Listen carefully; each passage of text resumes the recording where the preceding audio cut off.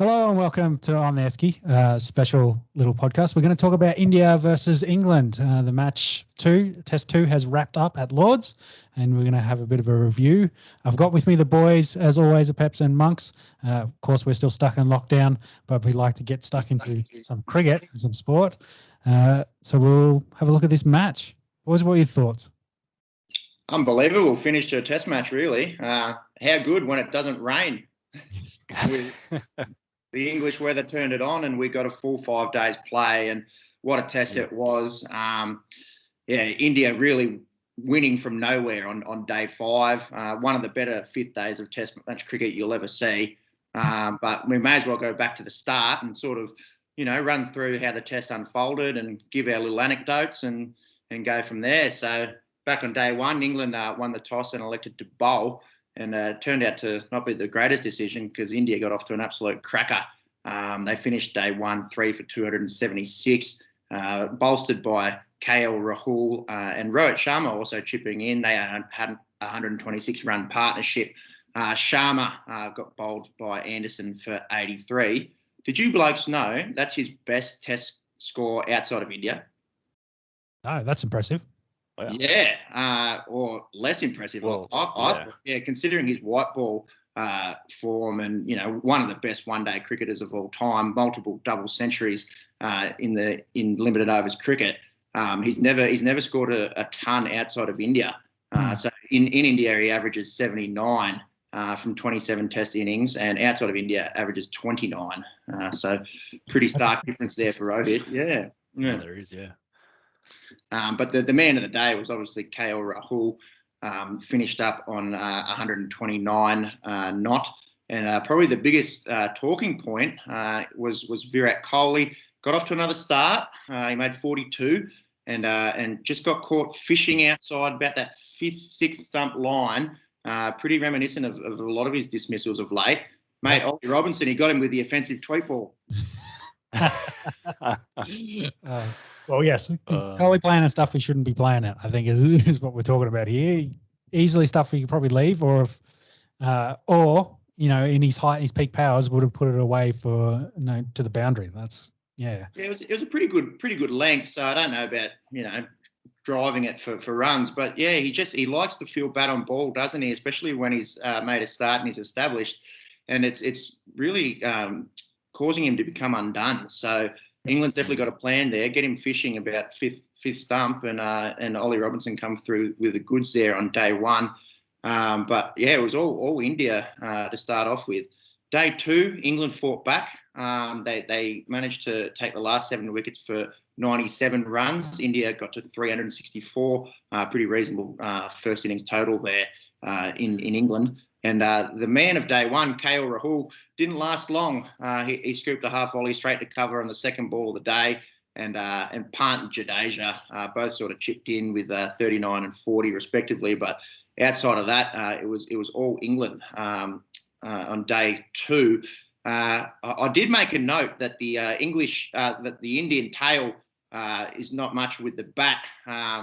Didn't really age too well. We'll get no, not at all. In just a second. But going into the test, the 4 quicks for the Indians, none of them average above 11. So Shami and Siraj, their average was 11. I'm sure Shami's will be a little bit higher now. And Ishant Sharma average 8, and Jasprit Bumrah a beautiful 3.5 average with the bat. That'll also be a little bit higher. Jimmy Anderson, the old man, he still gets it done, doesn't he? He had 5 for 62, was the pick of the English bowlers. And then England went into bat. And before you move on, I just wanted to cover the 2 points here. Like Jadeja getting 40, again, kind of showing maybe a little bit more with the bat than possibly what Ashwin would have done. So kind of justifying his selection in the team there. Yep. And I just want to point out your point there. Yeah, Jimmy Anderson, you got 5 for in this innings. Not so great in their second time in the field, but we'll get to that in a minute. Yeah, well, there's a lot of chirp involving Jimmy Anderson a bit later in the test match. Mate, do we even need to say it? Top order of England failed again. Sibley is in big strife. He made 9 runs in the first innings. And Haseeb Hameed, mate, a horror return for him. He played 3 tests against India actually back at the ripe old age of 19 back in 2016. 5 years in the Test wilderness, and comes back and gets skittled first ball by Mohammad Siraj. Mate, he played all around it. It was a pretty standard, good length ball, not a bad nut. Sure, it would have got any of us, part cricketers, no dramas. But for number 3, highly touted player in Haseeb Hameed, he played all around it, and mate, have some serious head noise after that, I reckon. After you haven't had an opportunity for 5 years, and then you get done first ball. Rory Burns, rather, he made a few runs. He had 49. Shout out to Bobcat, if you're listening. Loves getting out on 49. And he chewed up 136 balls. So did his job, saw off the new ball, and allowed the man of the moment, Joe Root, to go do his thing. At stumps day 2, England were 3 for 119 with Root 48 not and Bairstow 6 not. Going into day 3, boys, the biggest story of the day, not Root getting 180, mate. Java, you catch Java, the first first proclaimed white player to play for India. Yep. Yes. So they're on the field. Yeah, plenty of memes doing the rounds. I don't know. I don't think he's got the rig of a cricketer in 2021. He's quite late 1980s with the kgs that he was carrying. Big Jarvo. Pretty much. Who was the West Indies bowler? Is it Cornwall? Yeah, the Bermudan. Yeah. Oh, no, yeah, you're right. Yeah, the West Indian, Rakeem the Dream. Yeah, that's it. Yeah. Yeah, that's right. Maybe he could get a run with the West Indies. Not too much strength and conditioning involved there.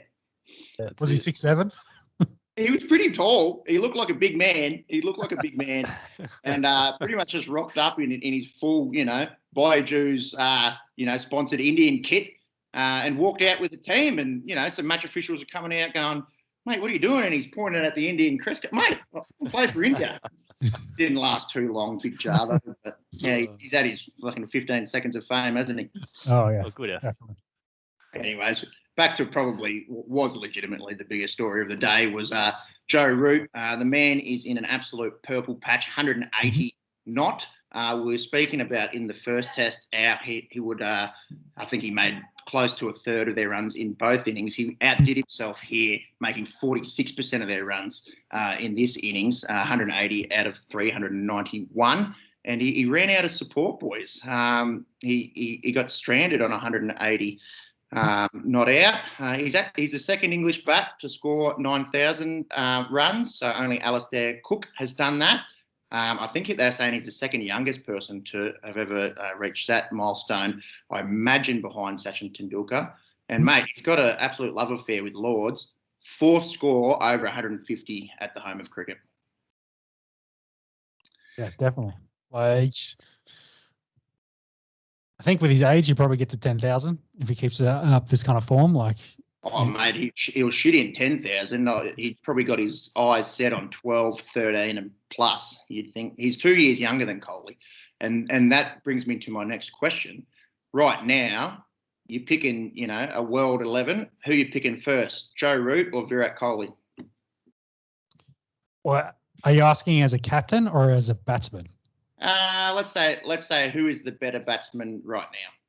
Well, you'd have to pick Root. Root, yeah. Recent form and what he's done.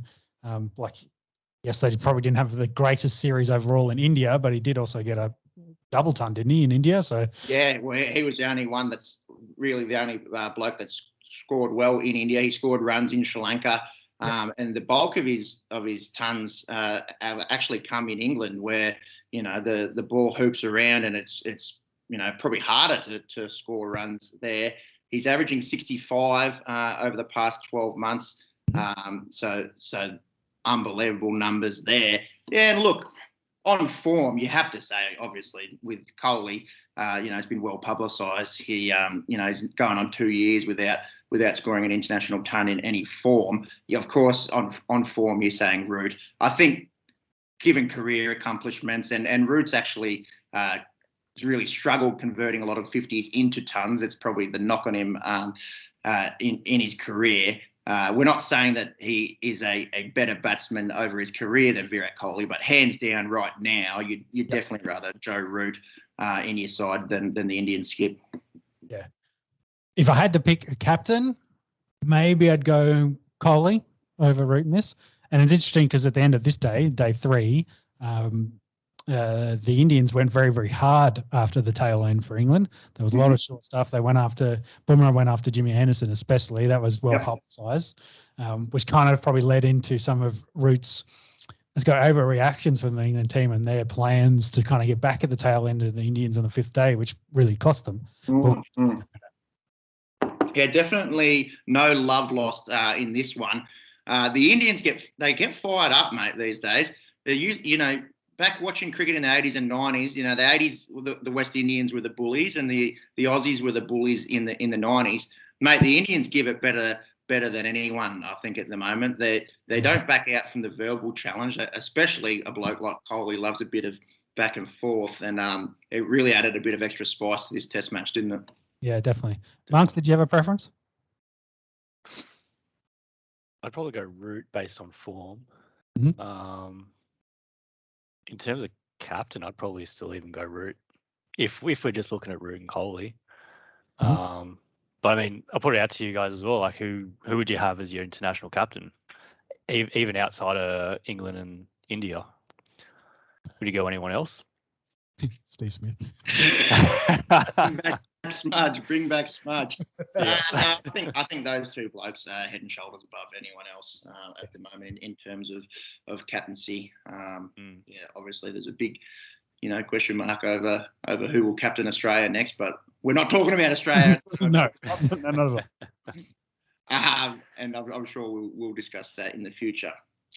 So Johnny Bairstow, he made 59, helped out a little bit, but it was all Joe Root. We said last, when we were looking at previewing the test that, he's Root by name, Root by nature. He's absolutely rooted from carrying this fucking English abysmal batting lineup over the last few years. Without him, it's a completely different story. So day 4? Yeah, into day 4. This is where I started thinking, the draws looking on here. Pujara was doing Pujara things. He made 45 off 206, striking about, what's that, 25? Yeah, quick maths. And I was thinking, they're playing for the draw, and I'm an idiot because Pujara did this against us all Australian summer. He just sees it off, gets them into a good position where if they need to go for it, under a time constraint, they can. So Pujara did his job, and Rahane scored 61 off 146, slightly quicker, and they played it perfectly. Kohli, he schnicked up again, just playing, fifth stump line. I was thinking, geez, he's chirping a lot with Jimmy Anderson. Maybe he should let his batting do the talking. But at the end of the day, they won the test. So it's a team sport. It doesn't matter about Kohli's woes with the bat at the moment. And as a neutral, I do like to see, a little bit of fire in the belly. Definitely, makes you have some strong feelings towards Kohli when we play him. Yeah. But yeah, he's definitely got the boys backing him. Like the whole squad, they all get around him. Like none of them. Not like it's out of line. It's not like there's other blokes going, this is a bit much. You can tell he's passionate. He's the captain of the Indian cricket team. He's got the hopes of 1.2 billion people on his shoulders. If he was a bit nonchalant about it, you might go the other way and think maybe he doesn't care enough. I think it's better to be, over aggressive and over passionate, if anything, than to, be that sort of reserved captain. And the boys, like I said, they all back him. It's rubbed off on all of them, and you can see it. They could really get fired up with it, especially like Bumrah as an example. Like they really get into it. Siraj, I think, especially, mate. When Siraj takes a wicket, he clocks in probably an extra K just from his celebrations after taking a wicket, mate. He's a wonder. Yeah, that's right. That GPS tracker. If you took out the celebrations, he'd lose a few Ks on the test match. Yeah. Another big story out of day 4, I actually think it was an absolute mountain out of a molehill. But there is the the slow-mo footage of Rory Burns Sells newspapers. inadvertently stepping on the ball, sells newspapers, gets clicks. We won't dwell on it too much. I imagine you boys agree that this was much ado about nothing. Yeah, I think it just all I've seen of the footage is feet. So I can't. I think it gets batted back like through the legs by one player, and then Burns just like tries to stop the ball. Literally, I think it looked like an accident because they were playing a little bit of soccer with it, and he was only about a foot away, I think, from Jimmy Anderson, who knocked it back to him and sort of inadvertently steps on it and realises straight away, picks it up, nothing in it. It's definitely a far cry from Faf, the cough lolly Duplessis and sandpaper gate. Yeah, exactly. And you see guys trapping the ball all the time with their feet, usually within, say, the arch of their foot, not actually the point. But I think, like you say, complete accident. It's not like he was aiming for the rough side of the ball, trying to scuff it up more so it'd swing. Like, realistically, that's going to be really hard to pull off. And then also try not to roll your own ankle in the process. So, yeah, like you say, nothing to do here. Play on. Let's get stuck into day 5 and up there with one of the best final days of Test cricket in recent memory. So India, they went out there. What were they? They were 6 for 181. So the Test was right in the balance. You kind of got the feeling that the draw was the most likely option. Given that they didn't really have much of a lead and still had to go out and bowl England out. And 6 down, like I said earlier in the pod, I'd put a big highlight around their lack of batting ability, or so I thought. And, mate, Mohammad Shami, and he was helped out by Jasprit Bumrah, didn't look like a bloody number 9 at all. He was tonking them all around the place. I think he's to get off the mark, he played this glorious cover drive on the up, like cracked it. He faced about 3 balls and sent it straight into the ropes. And then he was having a go. He really got after Moeen Ali. He had that 4 and then the 6 to bring up his half century. His high score before this game was 51. So he goes bang with a 56 not. And Bumrah chipped in with 34. That's also his highest score in Test cricket. So cometh the man, cometh the hour. Jasprit Bumrah and Mohammad Shami go up when India most needs them. And this was reminiscent for me of Washington Sundar and Shardul Thakur back at the Gabba, when we kind of had India on the ropes and they went out and said, not today, and turned that Test match on its head. It's interesting you bring that up because I think Australia did almost a very similar kind of game plan to what England did here. Bit of retribution, as I mentioned before. The Pommy bowlers wanted to come out and they wanted to go after the tail, and especially Bumrah, to the point they had no slips in. Everyone was on the boundary and they're just bowling short stuff to them constantly. I think Bumrah had 2 concussion evaluations because he got hit multiple times. But what it allowed them to do is, just get the easy singles, rotate the strike, get after some of those loose balls, especially if they're short stuff, have a swing at a couple of things. And then they got confident, they started seeing the ball, and then they, like you said, put on significant runs here, essentially to give India like a really good lead and a really good position. So that kind of goes back to, I think, Root very much in the post-match also said, it was on my shoulders. By the time we'd wanted to change tactics and change strategy, they'd already seen it off. They were already in by that point, and we just spent too long. And I'm pretty sure that Gabba game was a similar thing. We bowled too short and really tried to hammer them, like belt them off bounce them off the pitch, versus getting 3 or 4 slips in, great length, build pressure to get wickets. Like, don't let them rotate the strike. They have to face 6. They got to stay down that end and really go after them. I think that was probably in that game and this game, the kind of the lack of what England's strategy. They needed to build more pressure and maybe be a bit more patient with it instead of going for the revenge and trying to beat them up.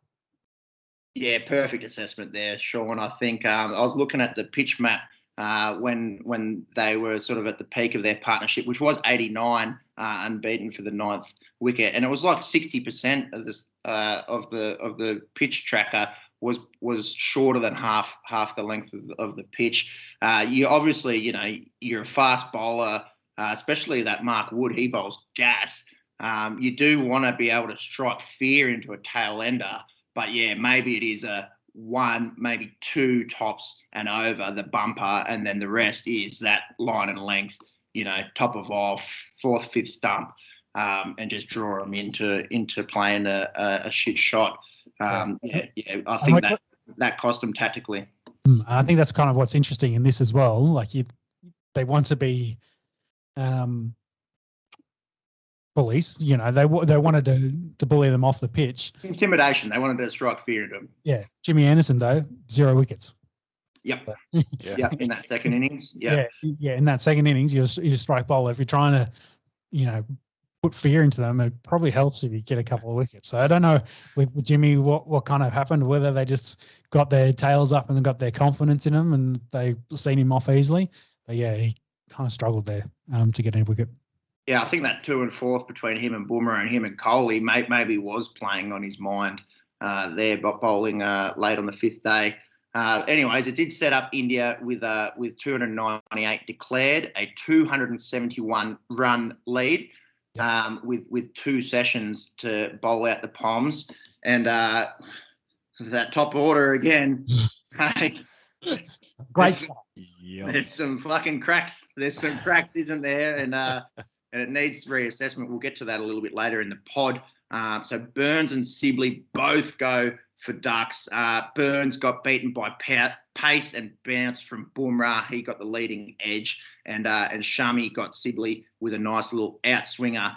Here's one for the record, boys. 1877, the first year Test match cricket was played, and that's how far back you got to go. It's never happened in the history of Test cricket that the 2 English openers have both gotten ducks in the same innings on English soil. Got them off to a horror start. Wow.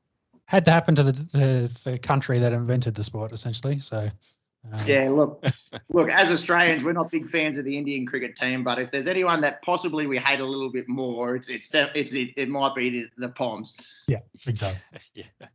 You'd love as a neutral just to see them both suck, but obviously there's got to be a winner, and we were treated to an excellent day of cricket. Yes. And then the man that must have a whole city living rent-free in his head, Haseeb Hameed, after 5 years in the wilderness and getting the golden quacker in the first innings, he came out, he saw off about 40-odd balls, he looked like he was going all right, and then Sharma trapped him, LB. Bairstow, LB as well. That was reviewed. I think that was the one that Kohli reviewed. That was the last ball before tea. And then you thought, oh, geez, it's going to come down to Root. He's going to have to save him here. He top scored with 33. Right around about that, quarter to a third mark that he likes to chip in. Mm-hmm. But when he snicked up to Kohli off Bumrah in the first over after tea, he thought, here goes the test. Josh Butler got given that life. He got dropped by Kohli on 1, but it didn't matter much in the end. Once they got Butler, they really went quickly through the English tail order. Sam Curran as well, another record for the English, not a good one. King pair, he snicked up against Siraj, first English player to get a king pair at Lords. Mate, I think those blonde highlights, they got to be fucked off. They are no bueno. Oh, big time. Yeah, not helping his game. 2021, mate. He is absolutely channeling late 90s David Beckham with that. I don't think it's gone full circle just yet. There's not too many other blokes out there rocking those highlights. Yeah, I was thinking Clarkey, Michael Clark is the last kind of cricket I remember, and I think he did better after he got rid of the tips. So yeah, definitely. For Sammy Curran, he actually played really well in the 2018 series, but yeah, hasn't done a heap with the ball here, and only faced 2 of them with the bat. And then Jimmy Anderson also, he had a pair. Look, not really his job to score runs, but it did bring up 7 ducks for the Poms in the Test match. I think that I don't think they've done that for a very long time. I'd have to hit the books there. I did read, though, that over the last 12 months, the only 2 Test stations that are averaging more ducks per Test than England, powerhouses, Afghanistan and Zimbabwe. So yeah, I think that's worth noting, and probably like to give it to our English big brothers. I think they're probably the only two places I'd rather live than England out of the test playing nations. Especially one of those after the last week that they've had. Yeah, and on a serious note, thinking of the Afghans, tough times there. Australia will play them in a test come November. Yep. Looking forward, so we've got a week now till the third one starts at Leeds. If there's anyone that's harder on their own team than the Australian press is, it might be the English press. I've been reading some people really not holding back at all on their top order. Zach Crawley, he got the axe, before this test. And I think his batting mate, Dom Sibley, is in big trouble here. He had 9 runs on the whole test, hasn't really done much in recent memory. I suppose probably 2 names that might be highlighted to replace him, maybe James Vince and David Malan, both very good white ball cricketers. I think David Malan, they're saying he hasn't played much red ball cricket this summer. However, I think he had 1 innings of county cricket, 129. So yeah, both guys really proven in white ball cricket, and there's a lot of guys that we've seen, that come down and play the big bash and do very well. I can't say I've watched too much county cricket, and outside of those 2 guys, not really sure if there's a smoky in the running, but they seem to be the front runners if Sibley gets dropped. But either way, I don't think they've got the depth. Like these guys probably aren't going to give them the boost they're going to need. A lot of pressure for them, who neither of them have been staples of the test side at all, to come in and try and fix all their problems. They're definitely missing Stokes. When you've got one of the best cricketers in the world unavailable, he's got the ability to put a test match on its head. Us Australians definitely remember him doing that not too long ago in the Ashes. Is Stokes out for the full series? They said indefinitely, so it is a mental health break first and foremost. He does have a broken finger, I believe, but it was him prioritising his mental health. So I'm uncertain if that's the whole series or if they're getting into him to come back and try and help. Again, if you're not in the right headspace and you've got the English press chipping away the way that they have, probably not the ideal situation to throw someone into. To try and save them here. I did allude to it before. A lot of Gabba vibes here. Not that it being the first time that the home nation had lost, in our lifetime, like what happened at the Gabba. Tried to erase a lot of that from my mind. The Indians did win there back in 2014, but just in terms of the way the test unravelled, it was neck and neck the whole test, and then on day 5 the Indians just made it all theirs, and that was very reminiscent of the Gabba. So we talked England. Do you think India will make any changes to their side from what they've got? If it ain't broke, don't fix it. I wouldn't think. Rest. No, I don't think there's any need for a rest. They've got we've already, this is the 3rd day since it's finished, and there's another week. That's 10 days in between. I'd be quite surprised if they went for anyone else other than the starting 11, and then look for England to make 1, possibly 2 changes at the top order there. Yeah. Well, I guess the next test is a big one, especially for England. Dropping that to India means they can only draw this series. They can't win outright. So it is a big 3rd test coming up. And India have, in the history of Test cricket, have never won a 5-test series in England. They have got 3 series wins there, but they are all 3-test series. So if they are able to win this series, that'll be another one for the record books. Well, I guess to finish us off, thoughts on the series, because we kind of said who we were picking to win the series. I think you 2 blokes picked England at home, and I was the one that picked India. With their talent. What are your thoughts after you've seen 2 tests? Do you want to go first, Max? Yeah, well, I mean, the form that India has at the moment, you can't really question them. I suppose it really comes down to how many more tests will end up in a draw. You can't really see The weather. England. Yeah, that's it. You can't see England topping them anywhere up and down the pitch. So yeah. It's so evenly poised between the bowlers. I think both have got great fast bowlers. Very impressed with the likes of Ollie Robinson and Mark Wood in this Test match. Obviously, no Jofra Archer hurts a little bit. There is some speculation if Stuart Broad will come back into the side for the third Test. Let's call the quicks even.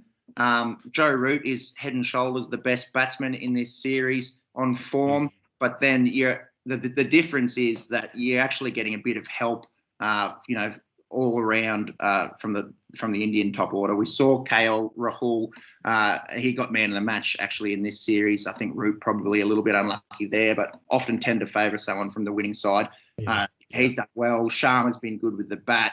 Rahane and Pujara have been doing a job. And even though Kohli hasn't made a big score yet, he's still had a few starts better than average of like 40, I think. So yeah, that's right. Better than what a lot of the English top orders been dishing up. Take the Indian 6 versus Joe Root by himself. Definitely. So yeah, me and Monks, it looks like we're going to have to eat our words at this stage. We still have 3 tests to go, so anything can happen. But yeah, you couldn't really blame us, I don't think, after comprehensive wins by England in the 14 and 18 series here. But yeah, that they had Cook and Stokes. I think back in 14 they would have had Strauss. A much more established batting lineup than they do at the moment. So possibly we didn't consider that so much when we were doing our series picks. But yeah, it's definitely India in the driving seat here, and weather permitting, they might be looking at a historic win. Yeah, I think you've outlined it there. I think Robinson and Wood really need to step up with Jimmy Anderson if that's going to be 3, or like you say, they need to use their conditions, the amount of swing and movement they get. They just got to get that right, and I think definitely the wickets will flow. And if that's the case, then Root just needs some support where he's ton. You can back that up with 3 or 4 30s or 40s, and then you've got your 300 odd runs there. So that's what they need, and that puts them very much in a position to win. But I think, as you guys alluded to, India, the bowling is just as comparable, but the batting is the big difference here. And if they continue that current form, I think India they probably were going to win that first Test. Will they win? They were robbed by the English weather there. Will they win the next 3? Well, I don't know. It's not it's definitely possible now. So we go win 4 and have 1 draw because of weather, or maybe it ends up being 3 because of another one for weather. Let's assume one of the matches ends in a draw because of weather. Pretty safe assumption, I'd reckon, in that country. Yeah. But then to essentially all the other matches that were not rain affected, to win them, that's pretty. I want to call that a whitewash. Essentially, they've gone in there and won the tests, barring dominated series. Yeah, exactly, Mark. And going back to something that you just assumed, which we have seen in the first 2 tests, is that you're counting on Root to score runs, you're counting on him to score 100, and who can help him from there. What happens when Root fails? He's going to at some stage. That If it wasn't out for 120. If it wasn't for that rain, in the first Test, we should really be looking at India being up 2-0 here, and that's with Joe Root performing. When he is unable to score runs, this could get really ugly for England. So a massive test of their not just their ability but their mental strength here coming into the third Test with their backs up against a wall. We'll see what the rest of that English top order can dish up. That's it. You sort of hit it there as well. Like, obviously with the pressure stacking on England, like the pressure for Root to perform, he's just going to have to. He's going to start playing at shots that he should be playing at, and then that's where he starts collapsing as well. And then you got nowhere to go from there. Yeah, they'll struggle to make 200 in innings if Joe Root doesn't get him runs. Let's put it that way. Bloody oath. Yeah, so he definitely needs to keep a cool head in the next couple of tests. Yeah. Just a quick note on West Indies and Pakistan. First Test at Kingston, it really flew under the radar given how good this game was between India and England. The Windies, they won by a wicket.